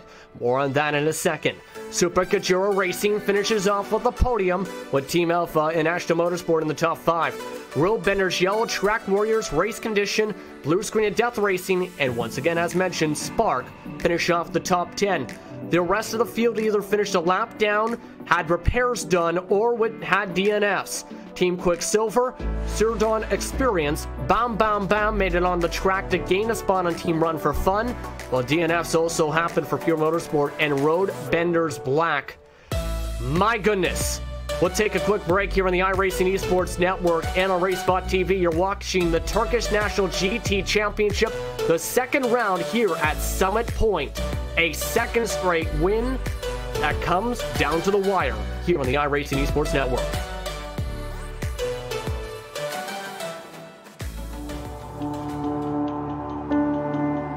Alpha is $10,500 richer. Two-time NASCAR is your 2013 NASCAR iRacing. It's going to be Humpy winning the race, and it's going to be Conti taking away his first NASCAR 2017 NASCAR Beginner-Free Series Championship to Ryan Luza. Federer is a four-time champion of the NASCAR Beginner-Free iRacing Series.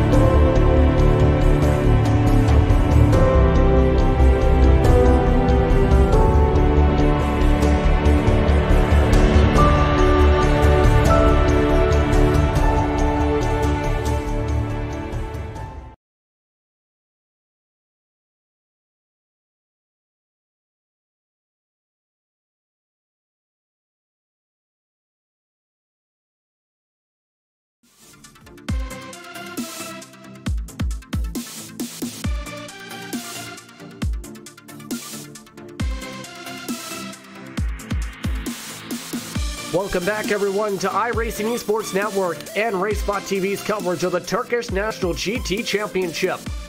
Round number 2 at Summit Point.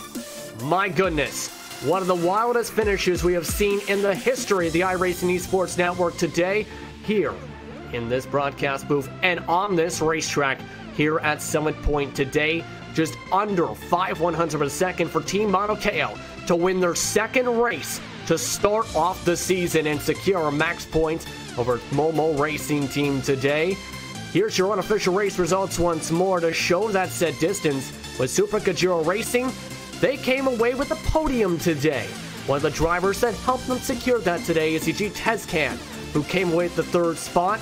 He's standing by and joins us here in the broadcast booth in just one moment as he watches along and watched as his teammate was able to recover from some mistakes that happened on the track, but was able to move himself up to a podium spot in the final few laps. How are you feeling here in this race here, Yaji? Oh, it's a lot of mixed feelings. I mean, at first, at the start, I was frustrated, obviously. And I think, honestly, I think we had a race-winning car, pace-wise. But some way, somehow, we couldn't just use it the right way. I'm not just gonna blame the luck because I had horrible qualifying laps, so I don't know. And again, Super Kajura Racing coming away third. Yuji Tezcan with us in the broadcast booth here. Talk about the difficulty at times to really pass in the race, because especially during your stint, a lot of drivers were staying single file a majority of the run. Yeah, it was basically impossible because, you know, in our series we have like so-called pro drivers and also gentleman drivers. But if you're going head-to-head with someone close to your skill level, it's basically impossible to overtake. So I basically knew I had no chance against Ozan. He's an amazing driver too, but he made a lot of mistakes. So I was just hoping that if I were to like stuck my nose in somewhere or something, he will make a mistake, and I think in the end it paid out. Indeed, it did. It paid out to a third place finish next round takes place at Sebring, another different beast of a racetrack on February the 26th. How do you and your team feel about that challenge of a racetrack? Oh, I think it's one of my favorite racetracks, I believe. But everyone in this championship especially loves that track.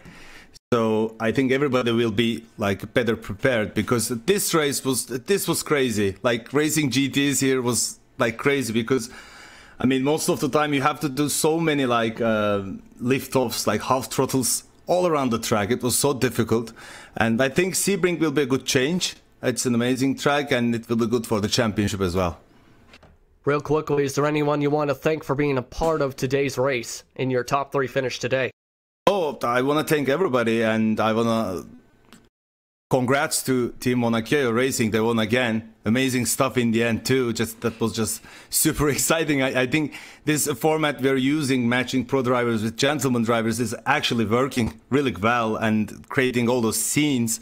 And I just want to congrats to everyone finished on the podium, and congrats to everyone actually attended the race, and of course our supporters and everybody just watched the race. I mean, I want to say thanks to them. Thank you very much for the time. Congratulations on the top 3 finish here today. Okay, thank you, guy. It's a Tezcan with Super Kajura Racing, as Nolan, he's getting ready to stand on by with the team that came away 4th as one of the hardest charging teams today. Team Alpha came away 4th today. He's going to speak with FK and Berkier as he joins us here in the Race Spot booth. Nolan? Now, Mr. Berkier, you, of course, your team almost seems to have a little bit of struggles early on in the race, but you ended up managing to be our biggest mover up in the race, making your way up 8 positions up to make a 4th place finish by the end of the race. Yes, it was unfortunate in the beginning because we had some contacts with other guys and we had some damage, but and also we really pushed the incident limit.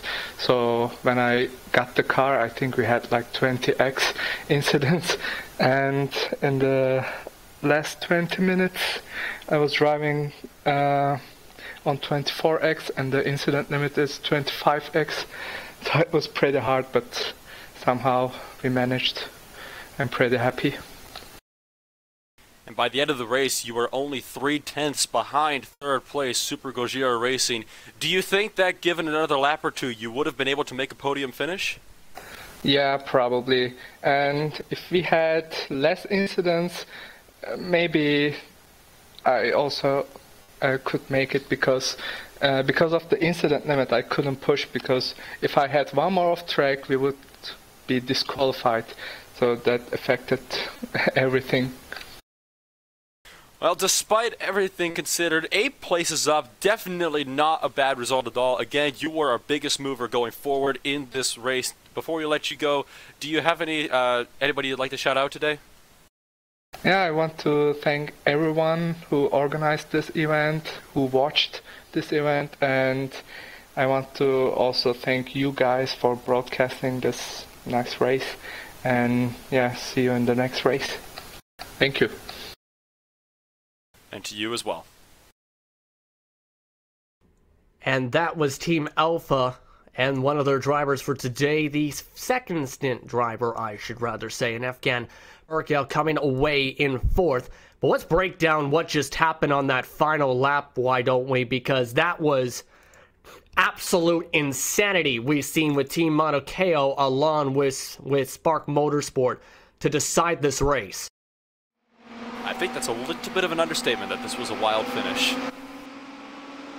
Yeah, look at this on the replay. They were side by side, and then, bam! Calamity starts as they try and make contact on that very dangerous final corner. Nearly Team Monakeo went nearly off the racetrack.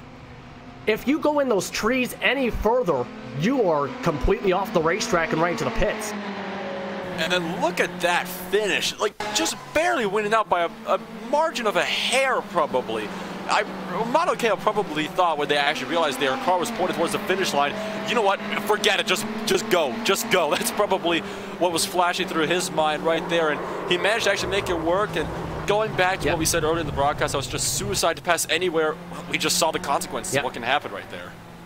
And it looked like their 2 Spark wanted to come down, and of course, at that point, you're just battling for the win. Look at the photo finish, though. At the flag stand, half a car length is the difference from winning the race and stepping onto the second part of the podium as we had today. A heck of a finish here today for round number 2 here at Summit Point. Your final thoughts before we wrap things up.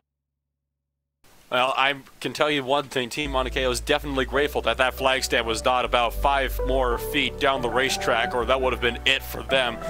That's pretty much my final thoughts of the thing. Very crazy race, very exciting race, an extremely fun one at that. Indeed, right now, once again, your winner for the 2nd straight round. This time in electrifying fashion, it's Team Mauna Kea over Momo Racing Team. Round number 3 gets all geared up on February the 26th for the Turkish National GT Championship when they head to Sebring for a 90-minute race and to try and see who can gain some ground on Team Mauna Kea in the standings. For Noah Rempo and Hugo Weiss and the rest of our sponsors you see on your screen, it's time to say goodbye here on the iRacing Esports Network and from RaceSpot TV. I'm Justin Prince saying so long. Have a wonderful rest of your Tuesday, and we'll see you for round number 3 in Florida.